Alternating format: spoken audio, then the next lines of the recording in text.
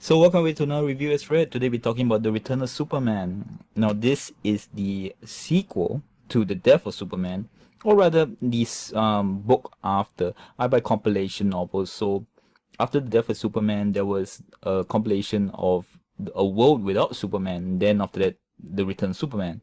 Now I've done review of Death of Superman and A World Without Superman before, and so I'll put a link to that below. But this story, The Return of Superman, is the story interim between when the world was without Superman, how there are four figures that took the mantle of Superman as superheroes and basically filled that slot in Metropolis. And it led up to that big event that to the return of Superman himself.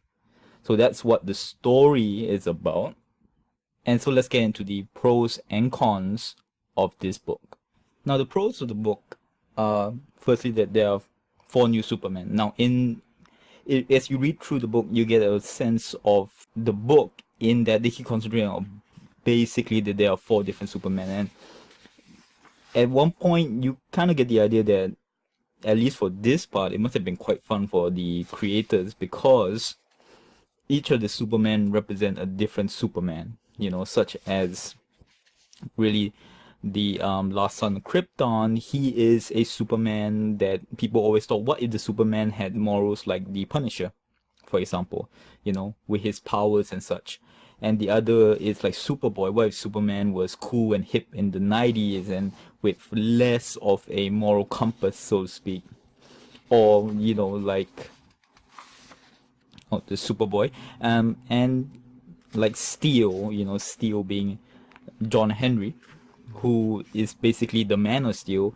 What if, Superman did not have as much of his powers and he was still very much the same heart as Superman? That's in the book, they call it the soul Superman, so to speak. And I have a problem with John Henry because it was obvious they're trying to make a black Superman, but with none of the problems of, well, like when they made Superman, the problem was that they made him so powerful that the stories got pretty boring after World War II, so that they keep finding ways to make him weaker. So they wanted to avoid that, so they wanted to make a black Superman, but he was not Superman because they would compete with the sales. So I'll talk about that later in the cons. And the last one is the robot Superman. And like I say, what if Superman and the Terminator would merge together? That. So you can see that each of these Supermen are pretty cool, and that the creators had these ideas and took the ideas from all the Superman lore and made these four characters basically. So that was pretty nice because you get to see so many facets of Superman in four different characters. And on top of that, you also get what is always usually the best part of many comics is origin stories. You get four origin stories. Alright, this one, in fact, it will be later on even explained even more for the last son of Krypton, which is the Visored Superman right here.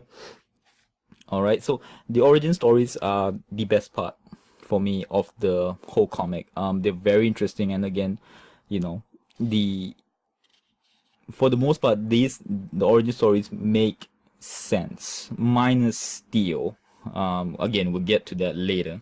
The most important thing about Superman, I think, for most people, is his morality, and each of them have their own sense of morality for justice and how things should be, and it's really interesting to see their take on each of the different kind of moralities. It's kind of not a very deep philosophical look at justice, but still pretty interesting. Like I say, different facets of Superman. Then comes my favorite character in this whole book, minus of course the original Superman, but in this whole story, this character is my absolute favorite, and this is Bibble. Alright, he's just a big bruiser. He's not very smart, but he believes in the morality of Superman, and he takes up the mantle of Superman as literally a totally normal person. This is the line I feel that Steel, or rather the Man of Steel, should have taken, but of course it didn't go that way. But that's why I like Bibble so much. He's not superpowered. He can't take on super villains or whatever. He dresses the part. You see totally normal clothes, somewhat out of shape and everything else.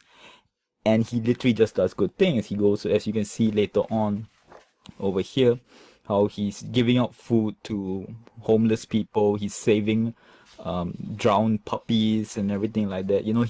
He totally encompasses the morality of Superman, which is just do good things.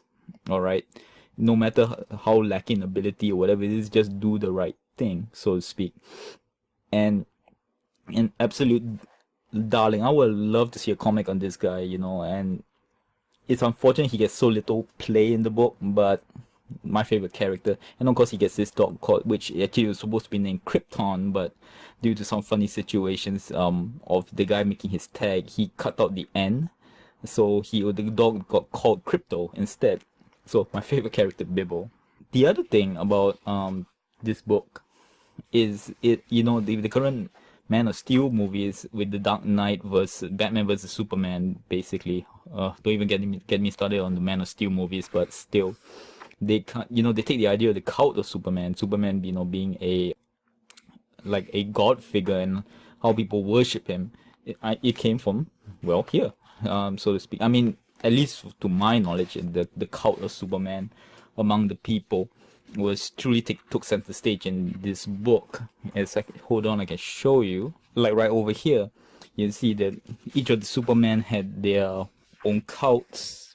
Like the Machine Superman, Cyborg Superman has like the people painting their faces, then the visored ones who are in the visors, and how they totally fanatical and they're totally worshipping Superman as a god.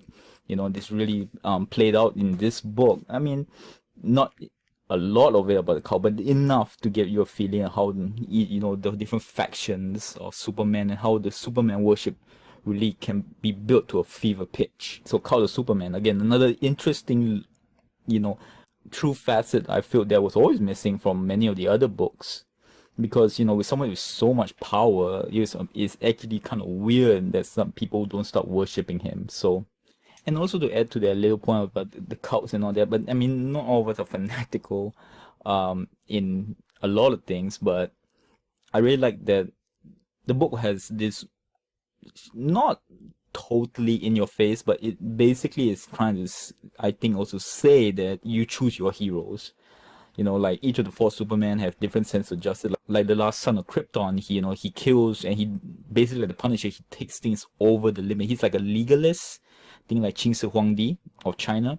He takes the philosophy of legalism and he pushes it too far. That's the last son of Krypton. Some people feel, that's what the world needs. And so each of the different facets of the cults, actually, like people, they choose, you choose your own politics, you choose your own gods, and it kind of makes you think after a while, like, I agree with this part of this Superman, but I also agree with this part of this Superman, and it's up to you to choose which one. So choice is a matter in this book, so that's pretty cool. And the other thing about that's pretty cool, of course, is the interactions when the real Superman comes back between him and Lois Lane. Now, I will get into the cons of the book later, but many of the book stuff is cliche and everything, but the play out between Lois Lane and Superman at the end, for example, and her interactions with the other Superman, where she's not sure if they are the real Superman, really does work. I mean, I must say, I mean, I did enjoy those parts, and I really felt they did it right. There was some emotion to that. It's really cool. Like at this part here, how throughout the book she hears people knocking, birds or whatever knocking at the window, and then finally the real Superman's there. It's pretty good. The build up was really nice, and it felt natural, unlike some parts of the book. So now let's get into the cons of the book. The first thing to talk about is it's very cliche. The book is extremely 90s comic, very cliche. And when it's cliche, meaning that you can literally predict what's going to happen. Like certain bad guys are going to get defeated sooner or later, and they're just there to kind of fill out the book, such as against John Henry, the Man of Steel here. His a big opponent was someone called the White Rabbit, and you knew that she was not gonna do anything to him because they needed him to live or to become Superman, the Black Superman, so to speak. All right, so it's very cliche. A lot of situations in the book ends like that. Like a lot of it, the main focus, of course, is this character right here, Steel. I'll get into that later because I'm gonna give a whole con segment to this guy, or rather this character. And on top of that, being the 90s, is right and smack center in your face. The one who I mean, there's a lot of it with how the language is. Like this one here, the whole 90s cliche about people living in Brooklyn speaking like, hey, Superman. You know, Bibble really talks like that, although I love the character. But the front and center is Superboy. And, you know, he totally embodies this whole sense of 90s culture. So, you know, he's supposed to be cool. He's like Sonic the Hedgehog and everything like that. But yeah, I gotta say his whole language that he uses and everything just it doesn't live up to the test of time. You know, it seems very, very some almost like laughably lame sometimes with the kind of language he uses and stuff like that. So coming into it, you had to understand that they were trying to make the character look cool, and I'm sure that in the 90s he was pretty cool, but right now, you know, it is somewhat jarring with that culture shock, so to speak, of the 90s, really front and center, especially with this character. The other thing is there's a lot of plot holes in the book, things that just don't make sense. I mean, the death of Superman had that, but this one really has a lot of stuff which doesn't make sense, such as at one point there's a character called Mongo who can kill Superman at one point, you know, because, and I won't tell you why, but basically he could, obviously, but he doesn't. All right. And the other one is like the character like Steel, who's basically just a man in a suit, and he can defeat a Kryptonian battle suit, as you see right here, with just a normal hammer.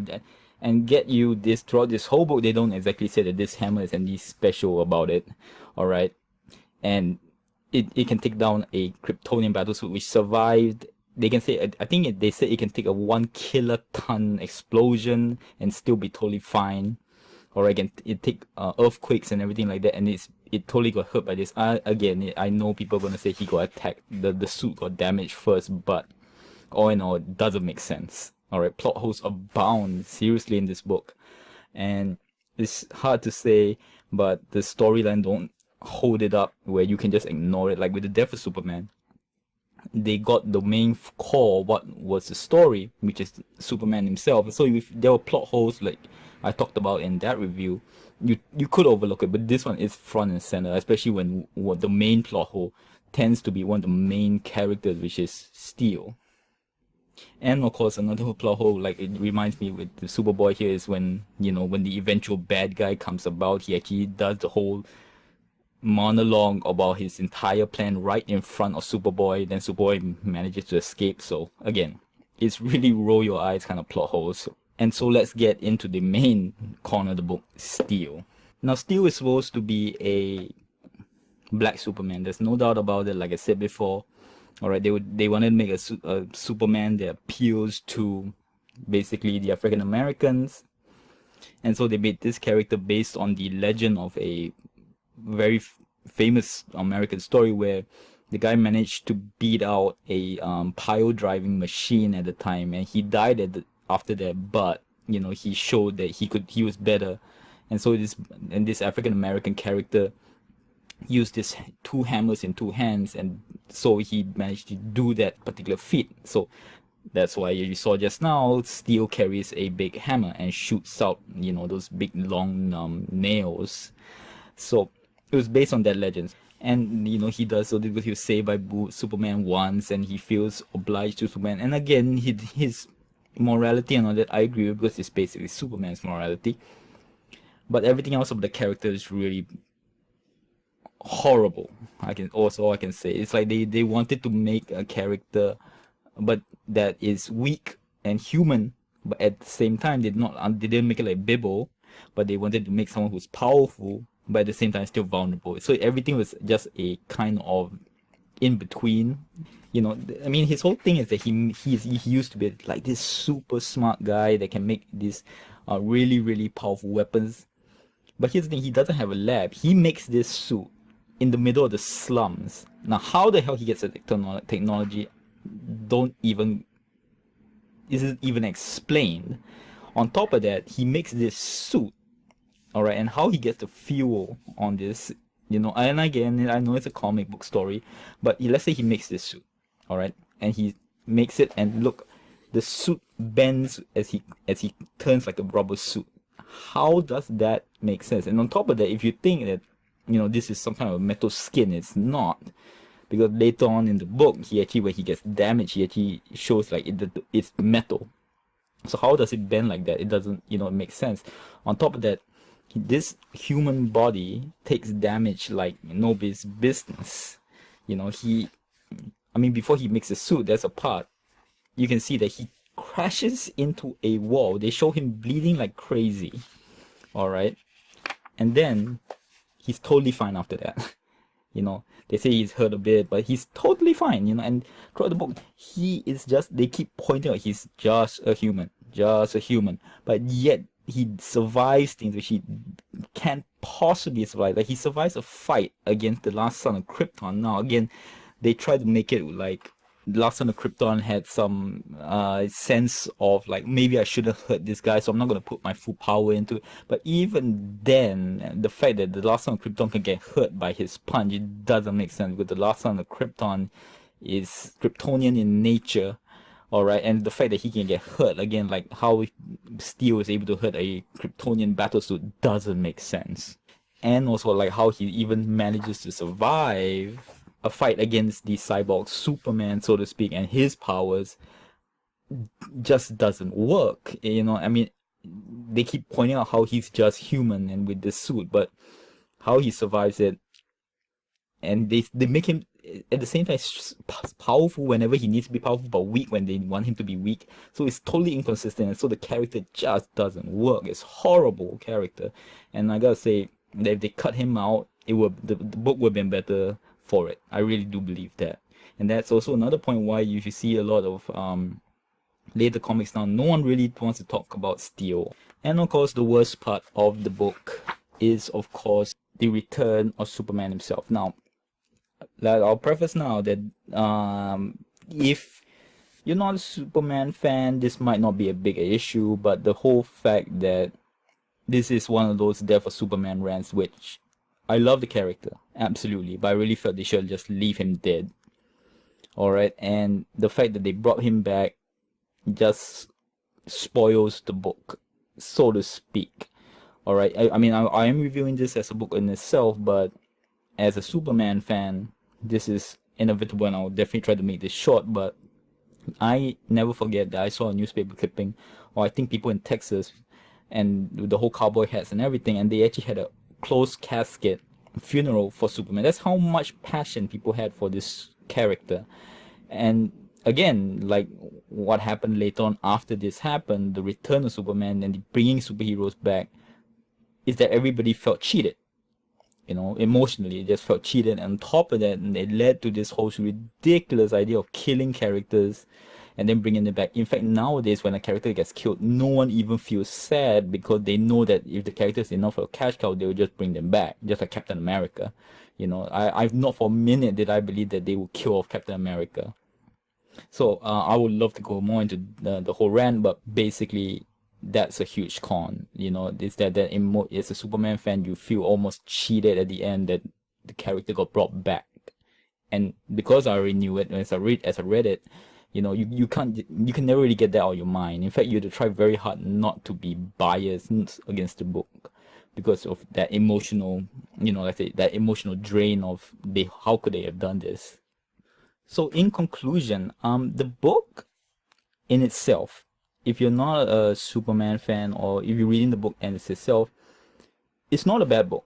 I did not regret reading it. I mean, the 4 origin stories of the cyborg Superman, Superboy, and the last son of Krypton are actually very interesting. I think they're very well done, and manages to merge the characters that Superman met before in the past back into this story right here. It's really cool. Those origin stories are really cool, minus Steel. Steel is just a throwaway. The minute the origin stories are out, the rest of the book, like the part where he fights this final climactic situation and everything, that part is just cliche 90s, like I said before, action stuff, which is just pretty boring.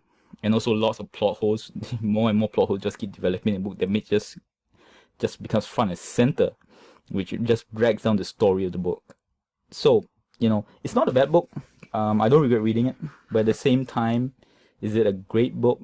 Nowhere near the Death of Superman level, and it can never rub off the stigma of being the almost like the book that made the ridiculous idea of killing superheroes just to bring them back. So overall, not bad, but still has a devastating mark on it. Thank you very much. Till next word.